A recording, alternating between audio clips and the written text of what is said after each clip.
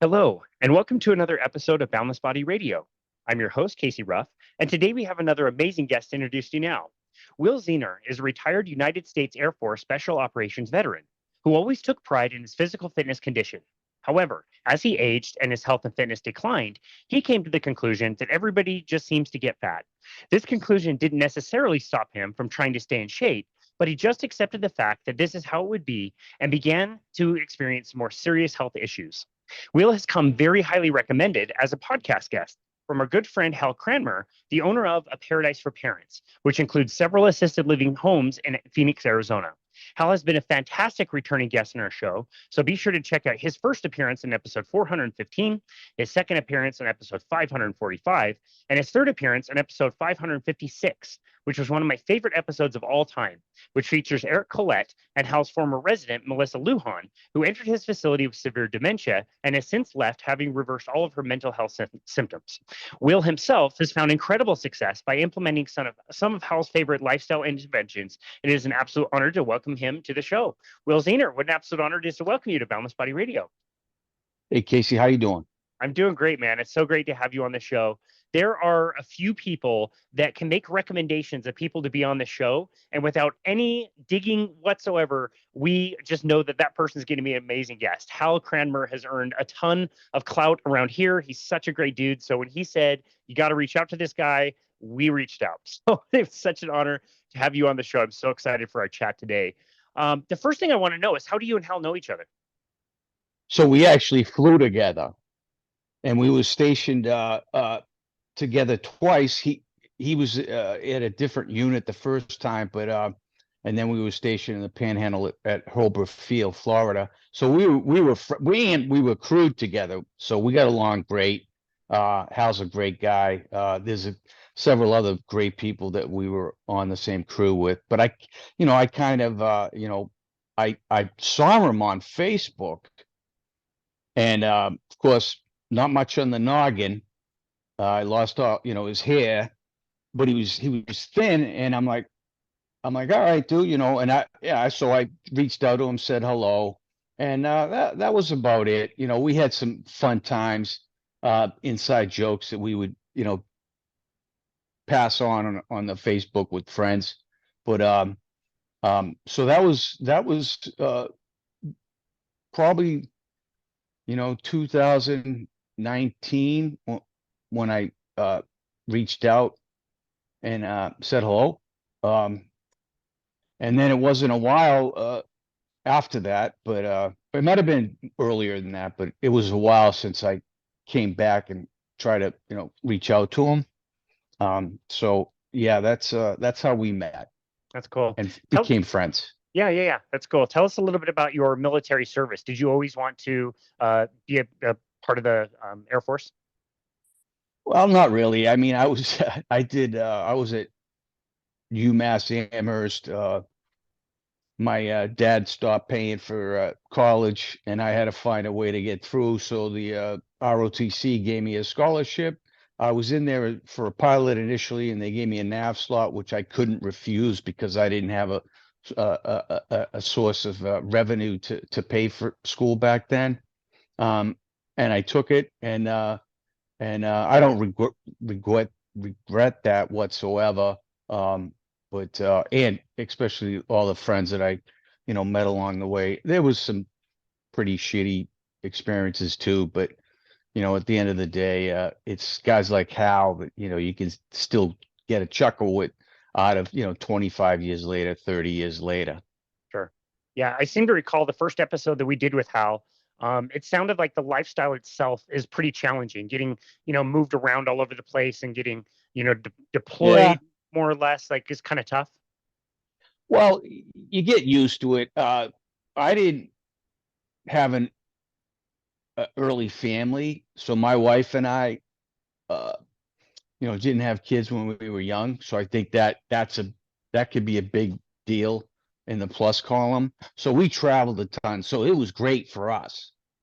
Um, but towards the end, the ops tempo was getting crazy. Bosnia, Turkey, that Well, and we were together on those deployments too. So that, it was just so much fun with Hal. Um, but but it was time to hang up the hang it up and then go on to next horizon of work and figuring things out. Yeah. So when did you retire? When was that? So I retired in '07. And again, I was healthy when I retired. I maintained that fitness standard. I would run.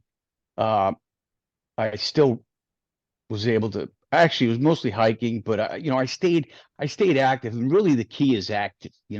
It's just I've come to the realization that this process is so simple. But 95 is your diet, and then 95%, and then just be active. I spend like 5 or 10 minutes a day working out, but I'm moving all the time. Some of that's because I'm hyper, but it definitely makes a big difference.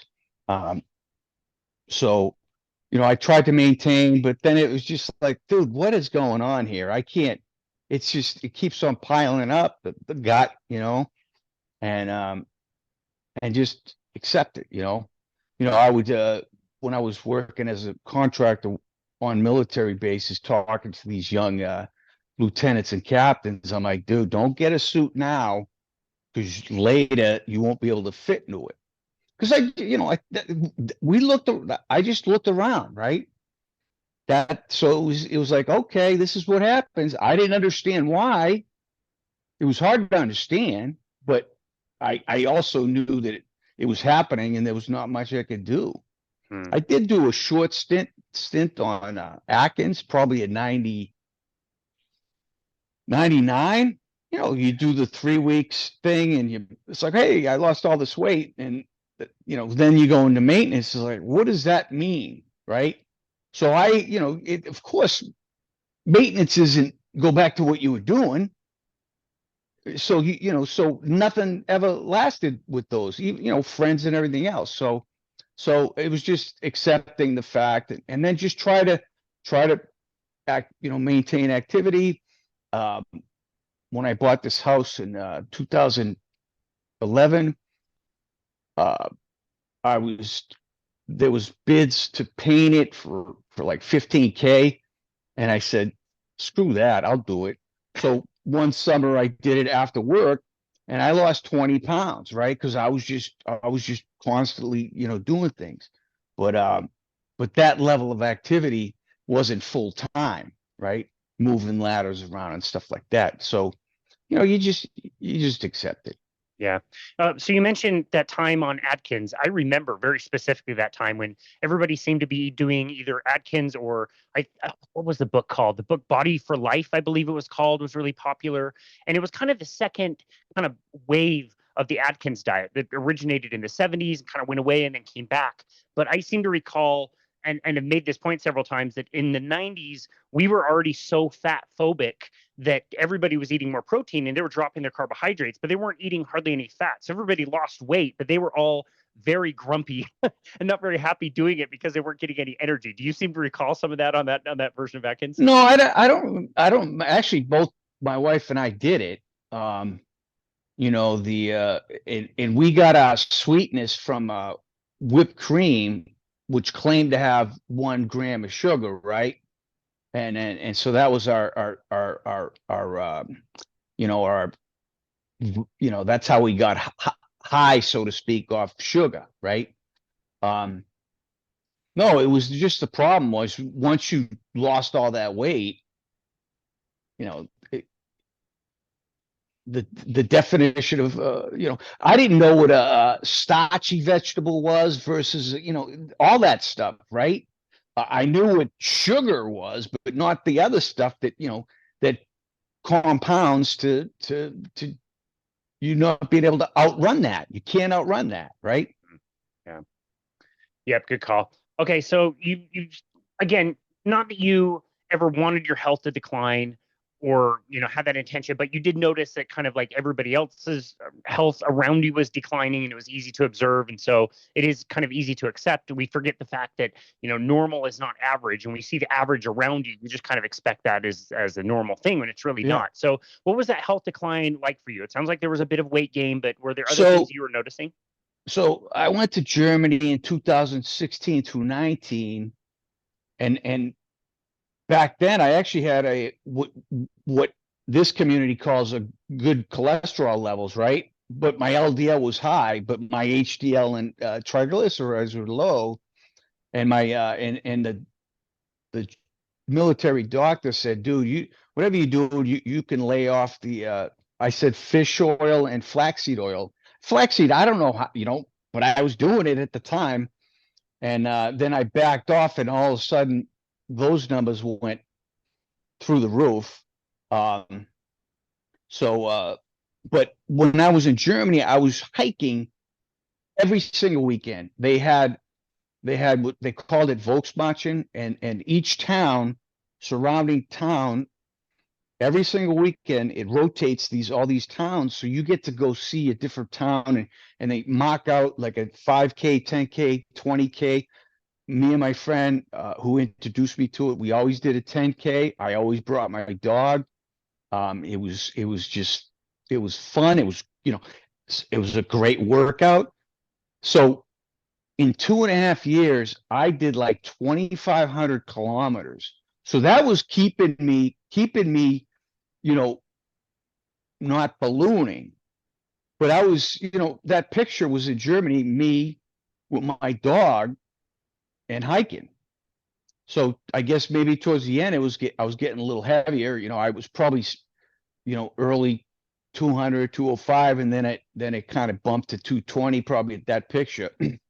And then towards the end of Germany, I had such bad hip pain. The doctor said I had moderate hip arthrosis. But there was no surgeon out there in Germany. So I couldn't see a surgeon for 3 months until I got back. So that time frame, I was in so much pain that I actually started drinking more for pain and earlier in the day. So before it was, we actually got to drink there, at the end of the day, and then, be on our way. And but for pain, I had it because I couldn't even walk down the hall. So never mind doing a 110K or a 5K. I couldn't even walk, which was very disappointing. But I ended up ballooning at 235. And when I'm coming home, I go, I got to stop this. I can't do this because I can't drink at work, right?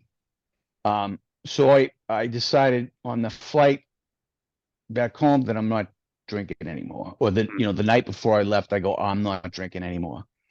And so I got back in July, August. I had a hip replacement because it wasn't moderate, it was severe, and they put me in right away. I had left toe, right toe surgery, right shoulder surgery. So about a year, I had all these things taken care of, but I wasn't exercising still, right? The way I was, because I was taking it, I was taking new hip and everything else. I mean, I could walk fine. And so at that time, I lost everything was from the gut. I didn't know. So my waist went down from a 38 to about like a 34 to 33. And I lost 35 pounds. And I'm like, how did that happen? I had no idea. And then, so in the meantime, I got hooked up to podcasts, and it's COVID. So I was remote working full time, and I was staying down Cape Cod, So I had then, so a year later, now all of a sudden I can hike. I'm doing hikes. I'm doing, several hikes a day with my dog. And these are, undulating terrain. So they're not nothing flat surface. So you're working different muscles. It's really, it's great. Um, and Joe has Paul Saladino on there and the Carnivore MD. And I said to myself, well, I can step this whole I didn't know it was, I thought, okay, maybe the carbs from the beer, but I didn't know the liquor, the alcohol went, right to your liver. Um, but so 35 pounds. And then I said, well, I could step this up, he making some good sense here, go carnivore, get the other stuff out. And it was amazing. So I started, and because I was sort of low carbish, in 3 days, I was producing ketones. I didn't know it. The smell. I go, what is that? Freaking smell. Yeah. And then within 3 days, dinner time rolls around because I was on a 3 meal schedule, just no bread anywhere, no pasta anywhere, no potatoes anywhere. I didn't feel like I could eat dinner. And so I go, no, I have to, right? It's what we do. Just like I have to accept the fact that I'm a fat, bastard here. And so I just had a small piece of sirloin and was okay. And then the next night I'm like, there's no way I can eat. I just can't eat. So this incremental ton of hiking, um this incremental ketosis thing was happening to me, and same on the day 3, I just had this clarity come across me that was like, and it's not like my vision got better, but everything around me is aware to me, and my brain, I had zero brain fog. I could multitask, listen to this, that thing, and I could memorize all these, the low carb down under, all these, those Ansel Keys and, Procter and Gamble and all this stuff, Dave Diamond and, all these, people. And I was just absorbing all this data. And I was, and then so incrementally, it's like, okay, we're down to 2 meals a day, right? And then, at some point, it gets down to 1, So, and I get down to 1, I lose another 35 pounds, and I'm in the best shape of my life. My waist is, I got down a 28-inch waist, 165. I was in junior high when that happened, because I was 185 in high school, 3 sports, I was in very good shape. But so it was like all this stuff just happened, and I just wanted to reach out to everybody I knew, like, dude, you have to do this. It. I didn't know it was happening, and it happened, and I'm like, you got to do it. And I just thought to myself, this is the easiest thing I'd ever done in my life. Quitting drinking wasn't easy. This was so easy, and unfortunately, I could count on one hand of the probably 200 folks that I reach out to that bought in. It's like it's frustrating. And now I know when they say I can't get rid of bread or pasta, I know to stop the conversation, right? Because you make a comment like that, it's like, I mean, I got a buddy. He's on metformin, high blood pressure. He's probably right now, he's definitely more active than me because he walks a lot. And right now I got sciatica. So this summer kind of set me back a little bit. I'll get over it, but we got to figure out how to make me better there. And he's got the visceral fat gut. So he's got all these metabolic markers, and and he's 195, and he's 2 inches shorter than me, and he thinks this is good. I'm like, Michael, you fucking, we gotta fix this, and so and people don't realize, the whole booze thing. It's like, you know, you know, that's an automatic fucking. You're not gonna fix anything. Especially beer, because that's a double whammy. It's the liquor, I mean the alcohol, and the excess carbohydrates, especially IPAs are abundant, and that's kind of what I was drinking in Germany. I loved them. Of course, they're very tasty, but they're very high carb, and you can't run away from that. You're banging those carbs out at the worst time of the day, you know. Yeah. So yeah, so that happened, and then I got myself down. I got myself down to 7.5% body fat, in 23. I'm looking up these dates. Maybe, no, okay. So 19, I lose the weight.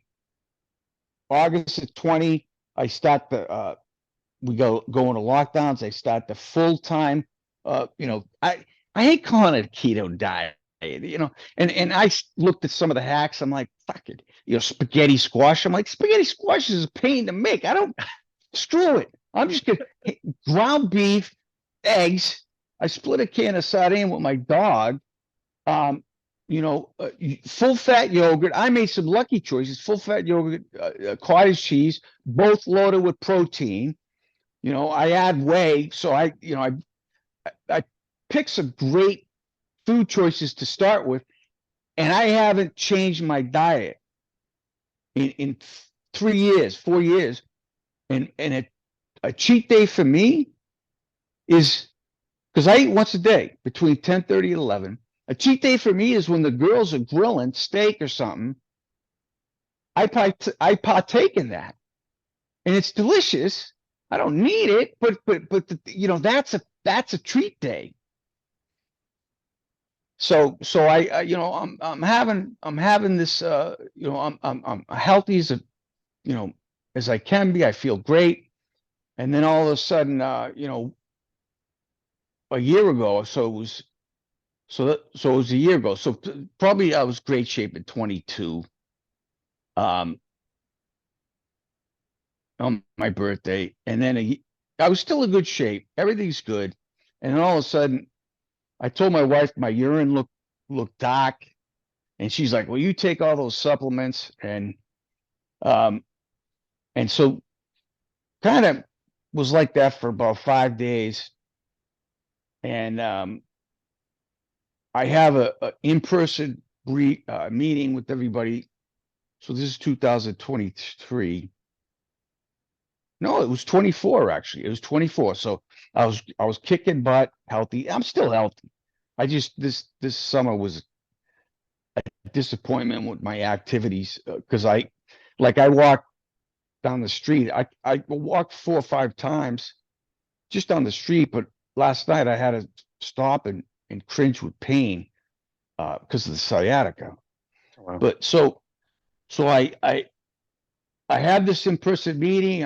Everybody's like, dude, and I told them, I go, yeah, I didn't eat last night. I wasn't hungry. And they're like, you can't afford to not eat, because I look like normal people did in the 50s, and everybody doesn't.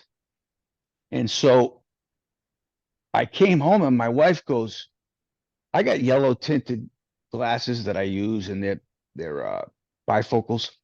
And she goes, take off your glasses. Or they might have been these. She goes, take off your glasses. She goes, you're yellow. Did anybody say anything? I go, no, those friggin', those dudes, no. And the next morning I didn't feel good. And I called the doctor. I says, I'm not feeling good. So she goes, well, let's get you an appointment. So they couldn't get me till Thursday. And this was Tuesday. They go, you know what? Come into urgent care. And they did some tests. and everything was off scale. Everything was off scale. Liver enzymes, 20 to 40. Mine was 700. Oh my goodness. Bilirubin supposed to be 0.2 to 1.2. It was 11. Wow. And then they're doing blood draws and tests for hepatitis A, B, C, D, and then they were going to do a CAT scan that afternoon, but I was going to have to wait a couple hours, and I was already feeling like crap. So they go, all right, come back in the morning. We'll get you an ultrasound and a CAT scan, and then we'll go from there. And so I get the ultrasound first, and they thought it might be gallstones, which would have been fantastic, because they knew something was blocking my bile duct, right? Because that's why I was presenting jaundice. Mm. And so then was the CAT scan, and I got the CAT scan, but they said you don't have to stick around. We're going to schedule you for ERCP and endoscope procedure that can, go in there and see what's up there. It can put a stent in if they need to. They can take a sample of, the tumor, etc. This is sequential protocol. So I show up the next day, and unbeknownst to me, they saw the tumor with the CAT scan that no one talked to me about yet, and so they knew they were going to put a stent in, because otherwise the tumor was going to indefinitely block my bile duct and make me yellower and make liver failure essentially. Wow. So they did that. They put the stent in. They took the tumor. They did the biopsy, and so that was a Friday. So Tuesday, I called the doctor. Friday, I get that procedure. Monday, I feel awesome. So that stint cleared my problem. So I felt great, and I was no longer yellow, more importantly. So I knew that was a good sign. I'm like, whatever it was, I feel great now, back to normal. Wednesday rolls around, my app shoots me the results. I didn't know how to read them. I said to my wife, I go, hey, can you read this stuff? And she goes, oh, that's not good. Adenocarcinoma. I go, what's that? She goes, that's cancer. Oh, geez. And so they hadn't called me yet, so I saw it, which, my wife's like, I can't believe it. Like, I'd rather know. But so, and it turns out that it's cholangiocarcinoma. So the bile duct, you've seen the scar. That picture was gnarly, dude. Yeah. Yeah. And I said that to my friends. I was so excited to send that because, I'm a guy and we do that kind of crazy stuff.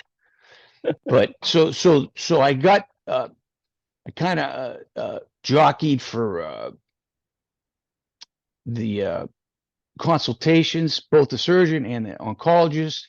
In the meantime, my wife was getting me a second opinion with Mass General. This was Leahy, reputable organization. And I go in there. It was like 2 weeks later, I had the appointment with them. And the surgeon told me exactly what he's going to do and what happens if the margins are not in my favor, meaning if the stuff's further down the bile duct towards the pancreas, they can remove part of the pancreas. If it's up by the liver, because there's two ducts, left hepatic, right hepatic, he goes, I can take left out or right, but not both. We stop the procedure and we start chemo. And then you're on the table for another, several hours if it's one or the other, not both. And so I just figured, okay, it's an 8 to 10 hour surgery.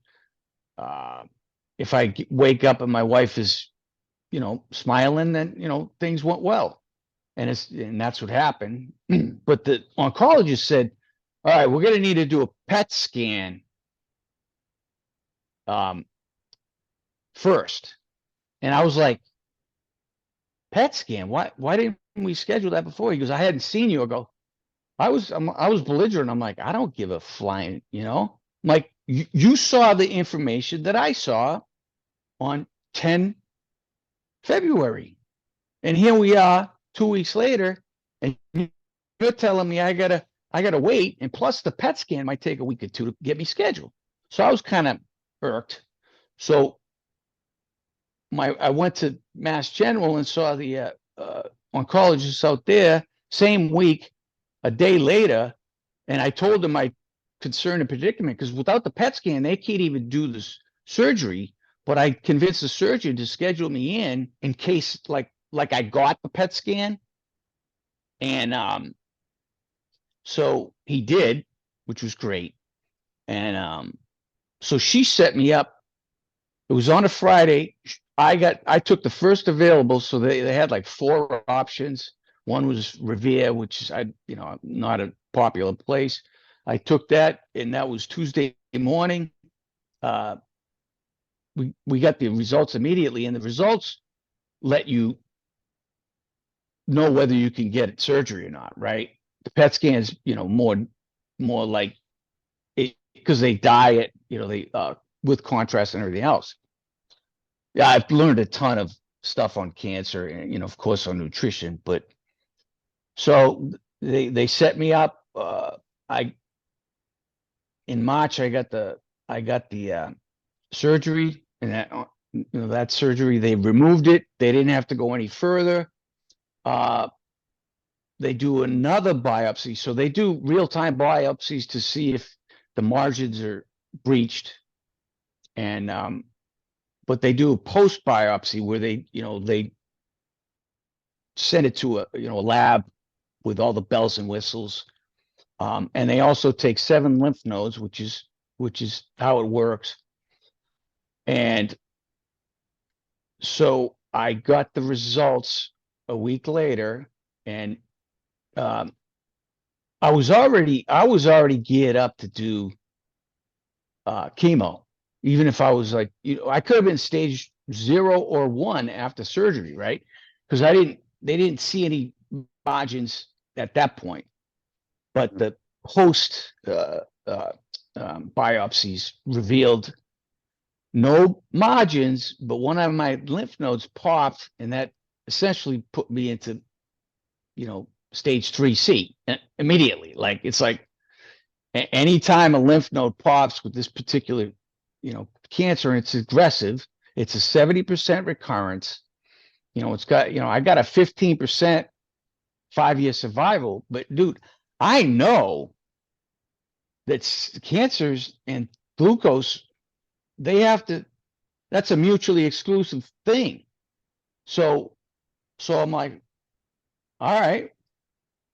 I mean, I got the stent in there, and of course they removed the stent with the surgery. I feel great. I still feel great.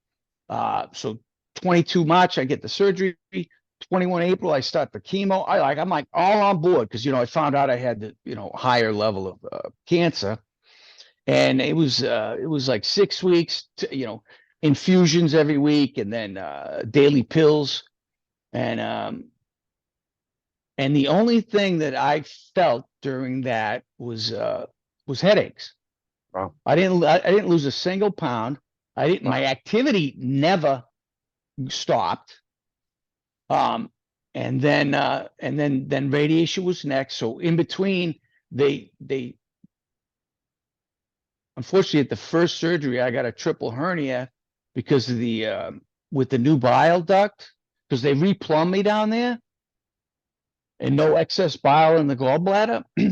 The oxy painkillers gave me a severe constipation. So at the hospital, I pushed so hard, I got a triple hernia. So they addressed the first hernia in between chemo and radiation. They started radiation 6 weeks with chemo daily pills, and bang that out. you know, and anytime I had a chance to talk to people, I think that's when I stumbled on Jason Fung, the cancer code, and the glucose thing. Um, and so that's I know and I'm not going to argue with anybody who doesn't know that or understand that, that's a source of energy. And, the hospital, should, there should be reparations for giving that out, insure, a decade ago, they were given the high sugar insures, and now they do lower sugar, but it's still sugar, and we get the 50% fructose, 50% glucose. What does cancer need? So I've been in ketosis since probably 2020, August, when COVID kicked off, because it took me 3 days, and I smelt the urine, and then of course blood tests reveal I was in ketosis, and so I'm not looking back. I'm not switching any of that. I feel confident.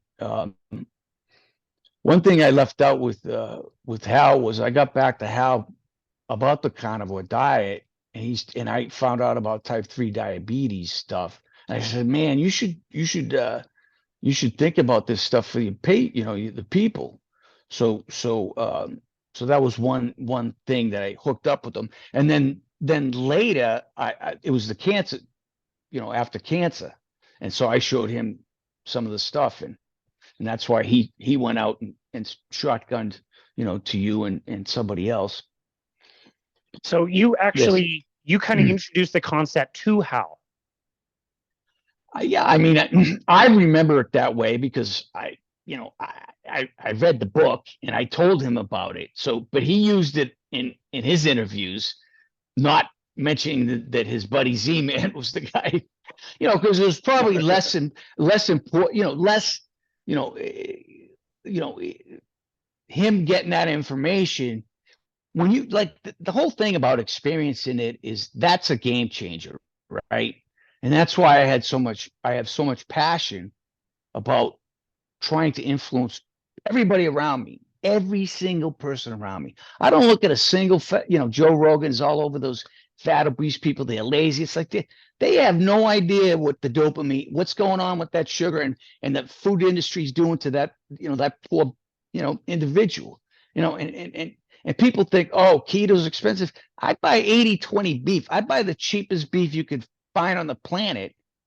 And I use a portion of that a day, So, and that I don't even buy steak anymore because ground beef is ground beef. It does all the gristle, everything. It does all the stuff that, that's actually good for you, That's such a good point. No, seriously, eating carnivore is like a few bucks a day. It's really not very expensive at all. So, okay, I'm just curious. What an amazing story, by the way. Thank you so much for sharing all that. That's absolutely incredible. I love that. Yeah. I mean, and I stumbled onto this. I never read anything about how to get yourself into this situation. And so I was first with the beer and the alcohol, just gone and not doing any activities. And then the Joe Rogan podcast, because he has all these interesting people. And I was listening. I go, this is interesting.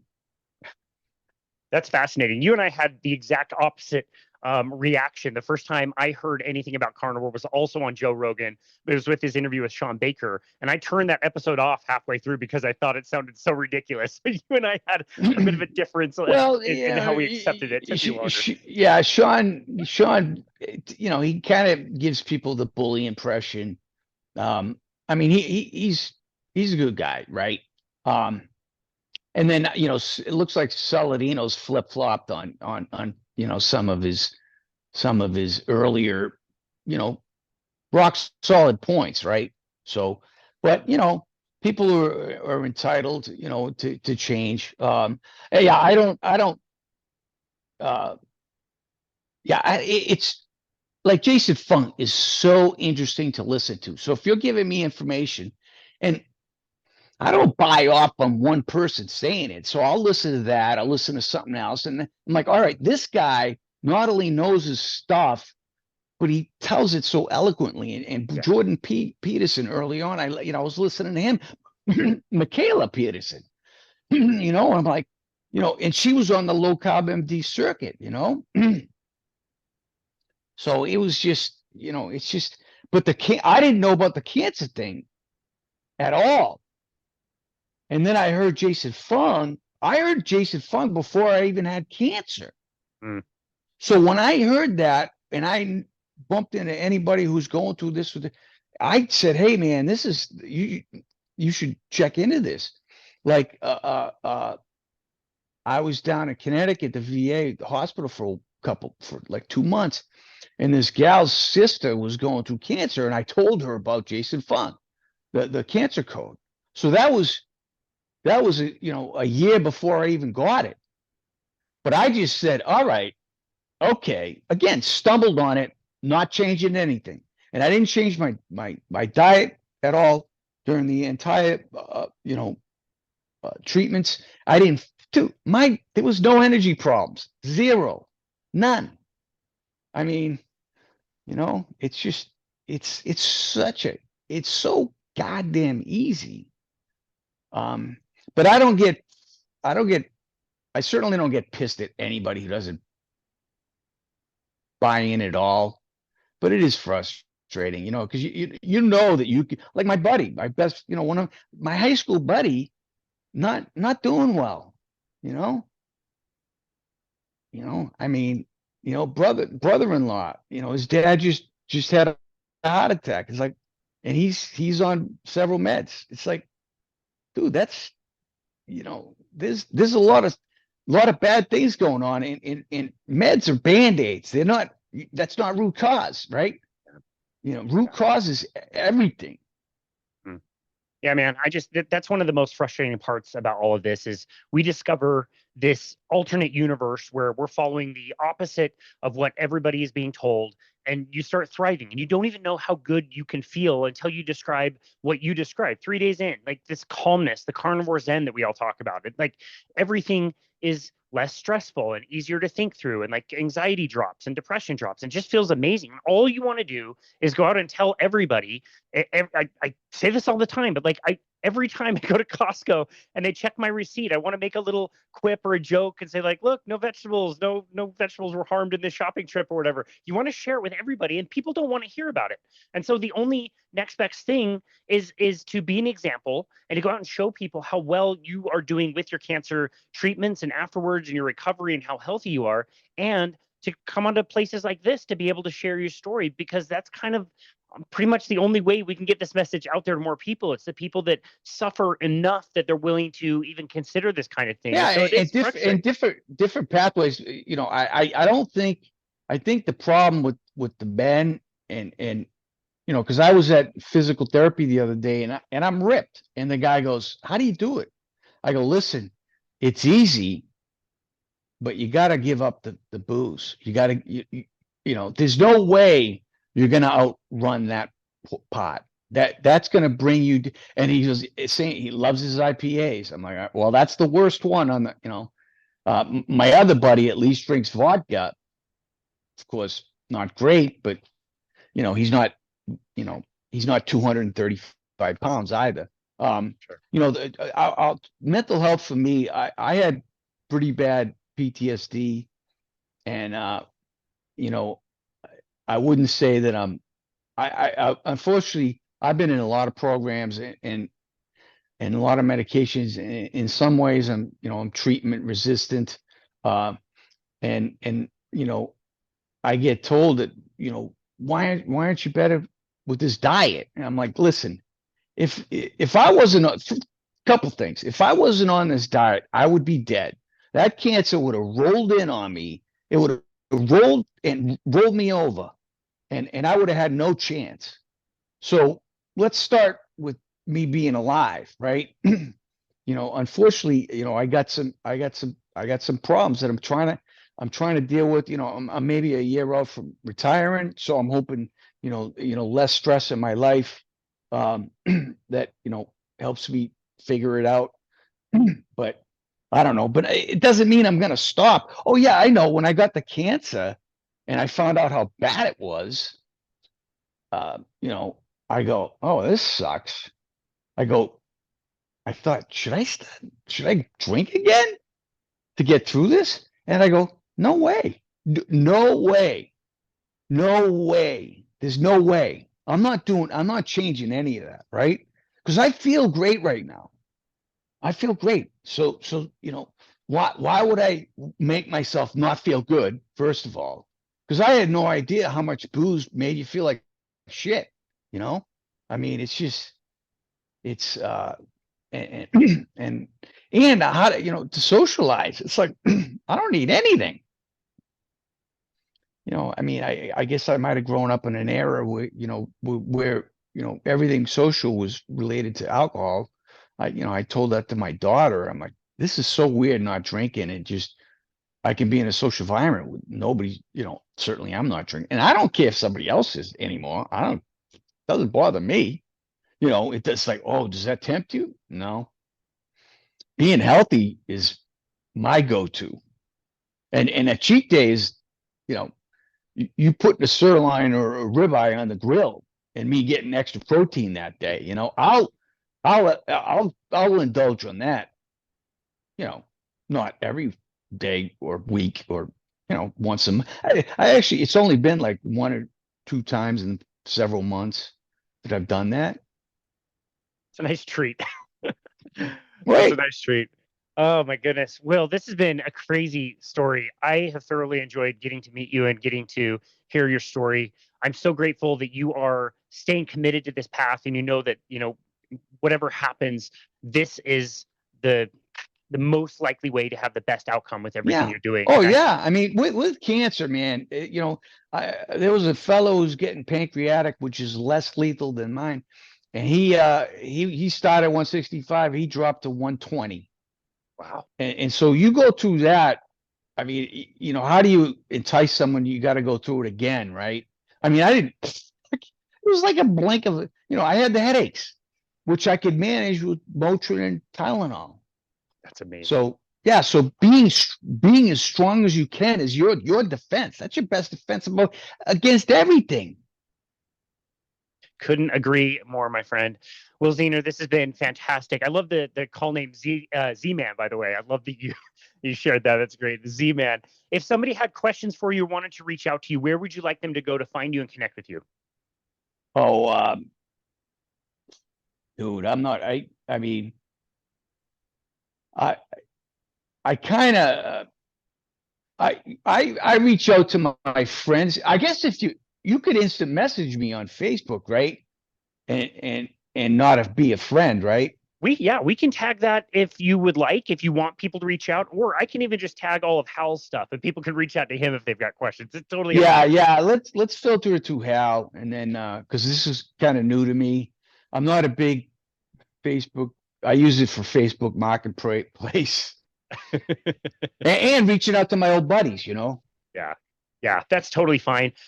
If you ever change your mind and have a place that people can go, just reach out to me so I can tag that. Yeah, also, people can reach out to me as well. I'll put my information there. So if you have questions for Will, just send them to me. I'll forward them to you. If people want to Yeah, reach out and and get if to you know you a see little better. something that's really pertinent to me that you think I could bring some value to, yeah.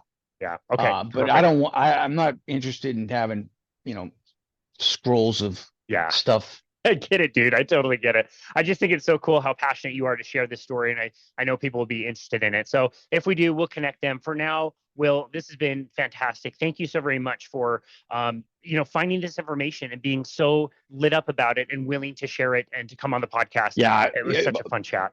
my buddies say, dude, why don't you have a podcast? I go, maybe someday. I don't know. Cool. But if I meet someone, that's my podcast. I Yep. talk to them. Yep. Exactly. All Well, right, we Casey, certainly thanks a lot. thank you so much. We certainly appreciate you very, very much. All And right. this has been another episode of Boundless Body Radio.